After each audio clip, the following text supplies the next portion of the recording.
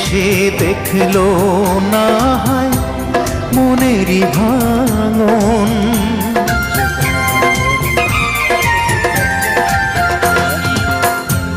বুঝলো না কেউ ব্যথায় ভরা আমার জীবন, কাছে এসে দেখলো না হয় মনেরই ভাঙন।